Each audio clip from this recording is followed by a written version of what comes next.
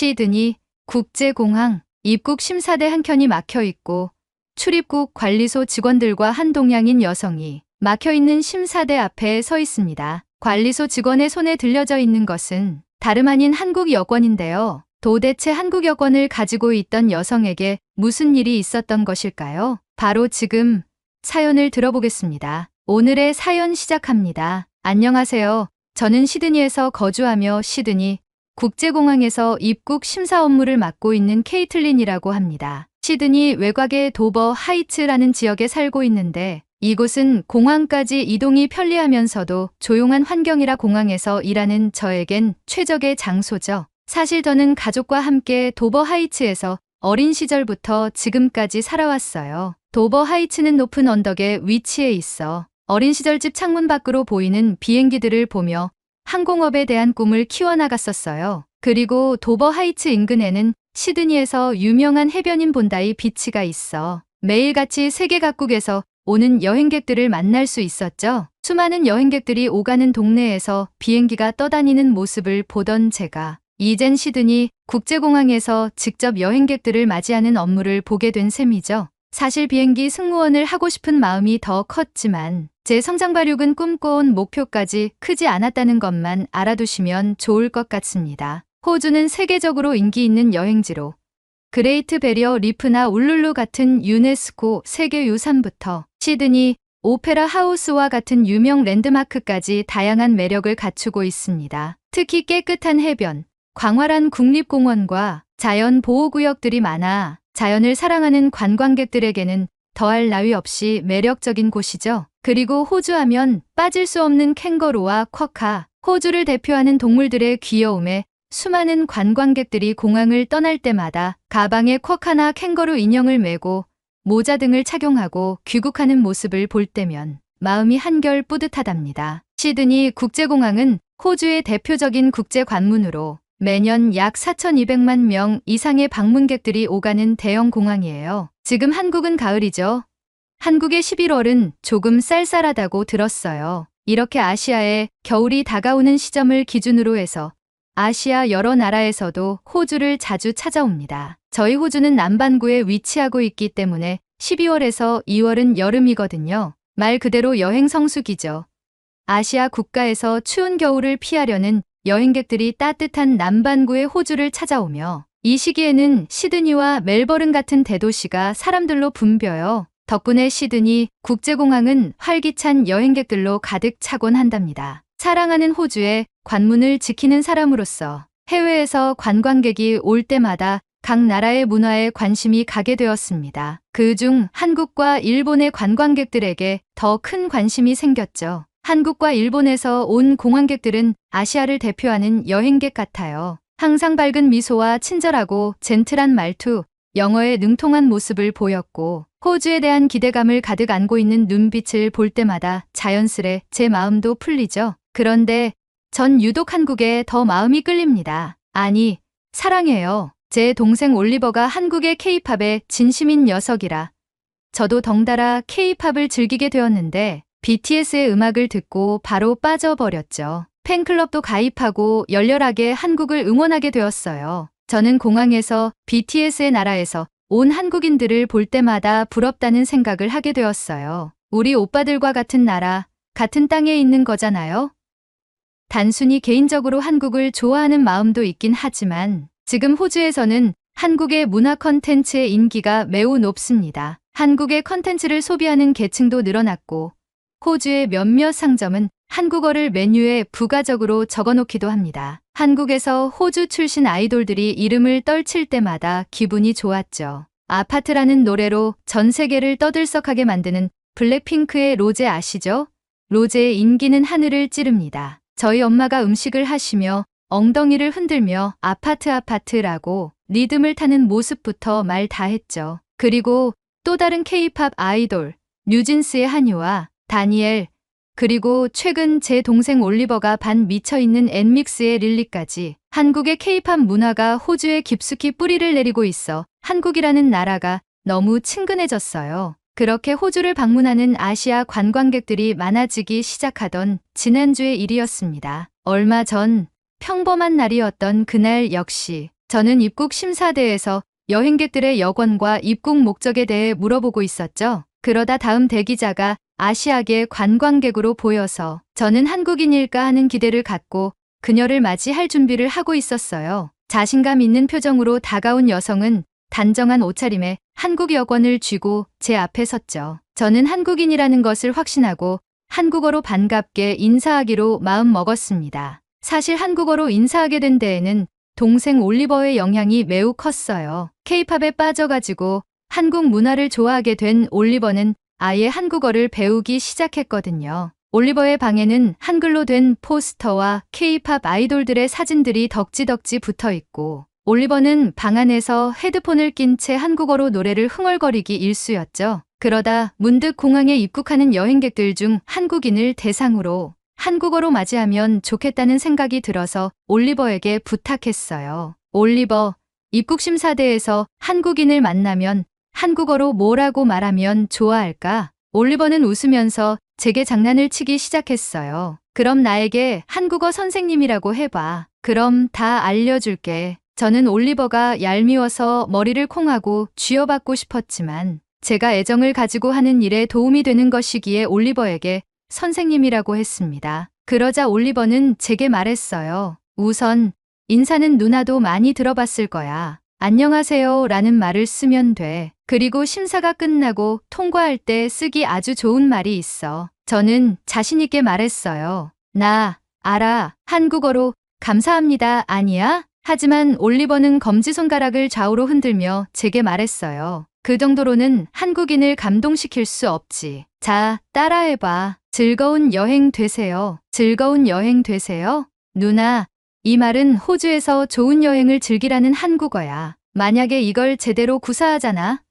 그럼 한국인들 엄청 감격할걸? 저는 올리버의 말을 듣고 아주 좋은 문장이라고 생각했어요. 한국인이 타국 여행을 와서 현지인에게 한국어로 즐거운 여행 되세요 라는 말을 들으면 엄청 행복할 것 같았죠. 저는 그렇게 열심히 연습에 매진했고 올리버가 발음도 체크해주며 안녕하세요와 즐거운 여행 되세요를 구사할 수 있게 되었어요. 그 말들을 한국인들에게 사용해 봤을 때 올리버가 예상한 대로 수많은 한국인들이 제게 감사의 표시를 했어요. 그 모습에 저도 마음이 뿌듯했죠. 그래서 저는 여느 때와 다름없이 자연스럽게 한국어로 안녕하세요 라고 밝게 인사를 건넸습니다. 그런데 예상과는 달리 그 여성은 잠시 멈칫하며 당황한 표정을 지었습니다. 어색한 미소를 띤 채 안녕하세요라고 답했는데 이때까지 들어보지 않은 어눌한 발음이라 이상했고 표정 또한 지나치게 당황한 것처럼 보였습니다. 평소에 한국 관광객들이 보이는 자연스러운 반응과는 전혀 다른 모습이었죠. 대부분의 한국인들은 제가 한국어로 인사하면 우선 놀라는 게 첫 번째고 두 번째로 반갑게 웃으며 한국어로 인사를 하곤 했는데 이 여성은 주저하며 어딘가 불편해 보였죠. 우선 저는 여권을 달라고 했고 그녀는 여권을 제게 내밀었습니다. 여권과 신분증 사진도 본인과 일치해 보였고 서류에도 전혀 문제가 없어 보였습니다. 혹시 단순히 긴장했나 싶어 긴장을 풀어드릴 겸 더욱 밝은 목소리로 안녕하세요를 다시 한번 했지만 이번에 여성은 식은땀까지 흘리며 서툰 발음으로 감사합니다라고 했습니다. 이쯤 되니 제 속에 뭔가 의심이 스멀스멀 올라왔습니다. 조금 더 확인이 필요하겠다는 생각에 저는 호주에 오신 목적이 무엇인가요? 라고 영어로 물었습니다. 그러자 그녀는 화들짝 놀라더니 갑자기 고개를 숙이며 대답을 더듬거렸고 시선은 여권을 쥐고 있는 제 손으로 떨어져 있었습니다. 그녀의 모습에서 불안감이 감돌았고 마치 빨리 이 상황을 벗어나고 싶은 듯 보였습니다. 저는 그런 여성의 모습에 점점 의심이 커져갔죠. 마음을 다잡고 그녀에게 다시 혹시 여행이신가요? 라고 물었지만 그녀는 머뭇거리며 제대로 대답하지 못했습니다. 불안한 표정과 주저하는 말투, 어색한 반응에 저는 더 이상 혼자 판단할 상황이 아니라고 느꼈습니다. 직감적으로 출입국 관리소 직원들에게 도움을 요청했고 직원들이 그녀에게 다가가자 여성의 당황한 표정은 더욱 굳어졌습니다. 출입국 관리소 직원 중 제이미가 여성에게 다가와 말을 걸었습니다. 그녀는 급격히 안색이 변하며 고개를 푹 숙인 채 쏘리라고 말했습니다. 그 순간 공기마저 무겁게 느껴졌고 저 역시 상황을 예의주시하며 숨을 죽였죠. 제이미는 심사대 창구를 막고 뒤이어 대기 중인 관광객들을 다른 심사대로 안내할 수 있도록 통제 라인을 설치했고 제게 여권을 보여달라고 했습니다. 저는 여권과 신분증, 서류를 내밀었고 제이미는 여권을 꼼꼼하게 살펴보기 시작했습니다. 저는 여성을 쳐다보고 있었는데 여성은 시선을 피하려는 듯 눈을 깔고 조심스레 뒤로 한 발짝 물러섰습니다. 조용히 그 과정을 지켜보던 제 마음도 불안감으로 요동쳤습니다. 혹시 내가 오해한 건 아닐까라는 생각이 들었지만 그와 동시에 직감이 맞았기를 바라는 마음도 생겨났습니다. 이 여성이 만약 불법으로 입국하려 한 것이라면 이 순간에 걸러내는 것이 중요한 일이니까요. 제이미가 그녀의 여권을 자세히 검토하며 어느 나라에서 출발했냐고 물었을 때 그녀는 작은 목소리로 한국이라고 대답했습니다. 하지만 그녀의 답변은 너무도 불안정하고 떨리는 목소리였고 마치 지금이라도 이 자리를 피하고 싶어하는 듯했습니다. 그녀의 얼굴에는 점점 땀이 맺혔고 주변을 두리번거리며 끊임없이 입술을 깨물고 있었죠. 그녀의 행동은 더 이상 평범한 관광객의 모습이 아니었습니다. 마치 죄를 지은 범죄자 같아 보였죠. 그 순간 제 직감은 더욱 강해졌고 마치 제 심장이 그녀의 불안을 그대로 느끼는 것처럼 두근거리기 시작했습니다. 제이미가 그녀에게 몇 가지 추가 질문을 던지기 시작했을 때 그녀는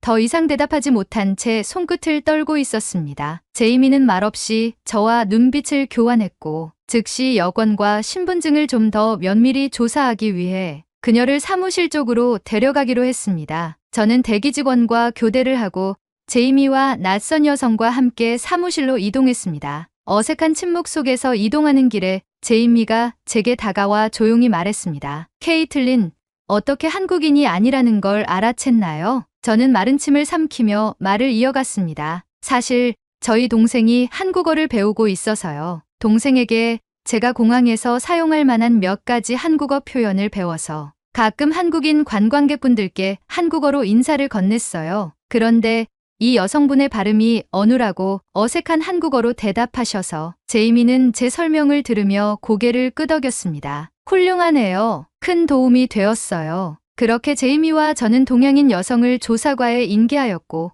그녀는 조사과 직원과 함께 조사실로 들어갔습니다. 저와 제이미를 더불어 직원들끼리 무슨 일인지 수근거리다가 저는 임시교대를 한 것이어서 다시 심사대로 발길을 옮겼습니다. 그렇게 폭풍 같은 근무 시간이 끝나고 저는 관리소로 돌아왔습니다. 그런데 제 동료들이 저를 본 순간 저를 향해 우르르 몰려들었습니다. 동료들은 제게 정보를 전달했고 저는 경악을 금치 못했습니다. 다름이 아니라 여성의 여권과 신분증은 모두 위조된 것이었고 정체는 한국인이 아닌 중국인이었습니다. 그녀는 베이징에서 $2,000를 지불하고 정교하게 위조된 한국 여권과 신분증을 구매해 호주에 입국하려 한 것이었죠. 조사 결과에 따르면 그녀는 호주에 도착한 후 불법 체류하며 취업까지 계획했던 것으로 밝혀졌다는 겁니다. 여권과 신분증은 겉으로는 진짜처럼 보였지만 정밀 검사에서 위조 사실이 드러난 것이었죠. 저는 그 말을 듣자마자 심장이 쿵쾅대며 빠르게 요동치기 시작했습니다. 머릿속에는 수많은 생각이 오가며 정신이 아득해져만 갔습니다. 내가 이걸 알아채지 못했다면? 그녀가 무사히 입국했더라면? 그녀가 한국어에 능숙했다면?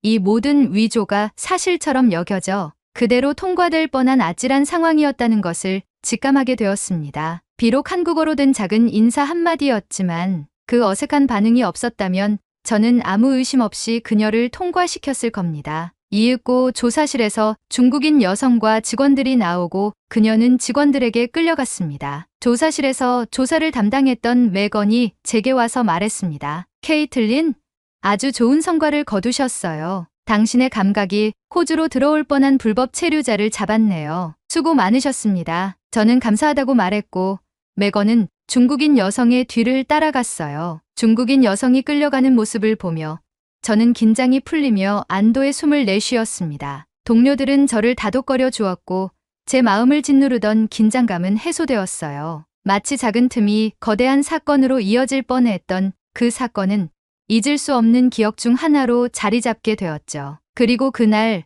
출입국 관리소에서는 이 사건에 대해 내부 회의가 열렸습니다. 직원들은 이번 일에서 얻은 교훈을 토대로 각국의 기본적인 인사말을 숙지하길 권고하고 입국자들의 반응을 더욱 면밀히 관찰하는 새로운 절차를 추가하자는 내용이 나왔다는 거예요. 특히 언어와 문화적 차이를 통해 추가적인 검사를 진행할 수 있도록 더 많은 외국어 교육 프로그램을 만들자는 내용도 나왔다고 했습니다. 저는 진이 빠진 몸을 이끌고 퇴근을 한 후 가족들과 함께 모여 저녁 식사를 하며 그날 있었던 일을 이야기하게 되었습니다. 식탁에 앉아 공항에서 벌어진 중국인 불법 체류 사건을 말이죠. 오늘 공항에서 이상한 일이 있었어요. 한국어를 못하는 사람이 한국 여권을 들고 입국하려다 들켜서 잡혀갔어요. 그런데 알고 보니 중국인이었고 여권을 위조해서 들어와 불법 체류하며 직장을 구하려고 했대요. 엄마는 놀라며 제게 괜찮냐고 물었고 아빠는 제가 큰 일을 해내었다고 말하며 저를 칭찬했어요. 그런데 제 동생 올리버가 입을 틀어막고 놀란 눈을 하며 저를 쳐다보고 있었어요. 저는 적당히 하라며 밥이나 먹으라고 했죠. 그러자 올리버가 큰 소리로 소리쳤어요. 누나도 그런 일이 있었어? 나도 오늘 일하는 식당에서 비슷한 경험을 했어. 저는 깜짝 놀라며 뭐라고? 무슨 일이 있었는데? 하고 물었죠. 올리버는 무슨 일이 있었는지 하나하나 자세히 설명하기 시작했습니다. 오늘 우리 가게에 한국인 손님이 왔는데 엠믹스 팬이라고 하더라고. 내가 일할 때 플레이리스트에 케이팝을 중간중간 끼워 넣어놨거든. 그런데 그 한국인 손님이 노래에 반응하면서 어깨춤을 추는 거야. 그래서 물어봤더니 엠믹스 팬이라는 거 있지? 반가운 마음에 내가 서비스도 좀 챙겨주고 한국어로 소통도 하면서 즐겁게 대해줬어. 그런데 그 손님 옆 테이블에 있던 다른 동양인 손님이 갑자기 다가오더니 한국어로 나도 한국인이니까 서비스 줘라고 하는 거야. 근데 말투가 좀 이상했어. 저는 올리버의 이야기에 점점 더 흥미가 생겼습니다. 뭐가 이상했는데? 한국어에는 존칭이라는 게 있잖아. 상대방을 높일 때 쓰는 말인데 그 손님은 그런 표현을 하나도 안 쓰더라고. 한국 사람이라면 기본적으로 상대를 존중하는 말투를 쓸 텐데 뭔가 어색하고 어딘가 어울리지 않는 한국어였어. 온 가족은 모두 집중해서 올리버의 이야기에 몰입하기 시작했죠. 올리버는 잠시 고민하는 표정을 짓더니 말을 이어갔습니다. 그래서 순간 의심스러워서 내가 한국어로 뭐 먹고 싶어? 라고 해봤어. 근데 그 사람이 갑자기 당황하면서 아무 말도 못하는 거야. 그래서 내가 다시 한번 물었지. 너 대접을 받고 싶어? 라고 말이야. 그런데 그 동양인이 갑자기 안녕하세요 라고 하는 거야. 올리버의 말을 들은 가족들은 다들 웃음을 터뜨렸고 저도 정말 재미있어서 올리버에게 물었습니다. 그래서 어떻게 됐는데? 올리버는 장난스러운 미소를 지으며 대답했습니다. 내가 영어로 너 한국인 아니지? 라고 물어봤더니 그 사람이 쏘리 하면서 자기 자리로 돌아가는 거 있지. 가족들은 모두 빵하고 웃음을 터뜨렸고 저도 어이가 없어서 웃음을 터뜨렸습니다. 올리버는 한층 신이 나서 얘기를 이어갔어요. 일본인들 중에서도 한국어를 쓰는 사람들이 있기는 한데 일본인들도 한국어를 할 때 존칭을 쓰거든?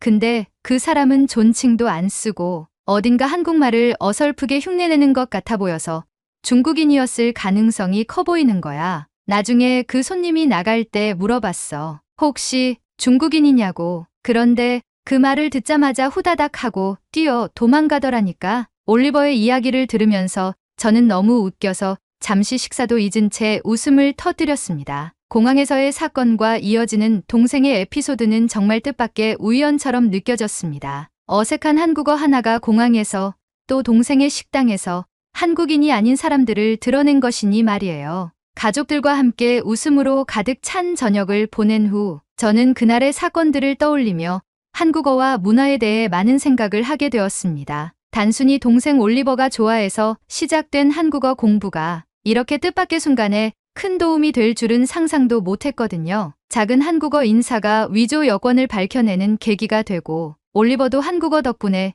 그 손님의 진짜 국적을 짐작할 수 있었으니 말이죠. 며칠 후 공항에 돌아가 보니 이번 사건을 계기로 새로운 일들이 벌어지기 시작했어요. 입국 심사대에 들어가는 동료들이 각 나라의 인사말을 자연스럽게 익히려고 노력하게 되었고 각국의 인사말을 입국 심사대의 발음기호로 부착하자는 내용까지 나왔다고 해요. 작은 문화적 차이가 큰 단서를 줄 수 있다는 것을 깨닫게 된 거죠. 저도 이번 사건을 통해 더 다양한 언어와 문화를 배우고 익히는데 관심을 가지려고 하고 있습니다. 그리고 올리버는 저에게 다시 한번 같이 한국어를 제대로 배우자고 제안했습니다. 저도 흔쾌히 받아들이게 되었죠. 이제는 한국어를 좀 더 배워서 더 많은 한국인 관광객들을 맞이할 때 간단한 인사말을 넘어 조금 더 깊은 대화를 나눌 수 있다면 더욱 즐거울 것 같아요. 호주에서는 이미 한국 문화가 대중적이고 많은 사랑을 받고 있고 저도 K-팝을 좋아하는 동생과 함께 한국 컨텐츠를 더욱 더 즐기며 생활하려 합니다. 이번 사건을 계기로 한국어의 매력에 대해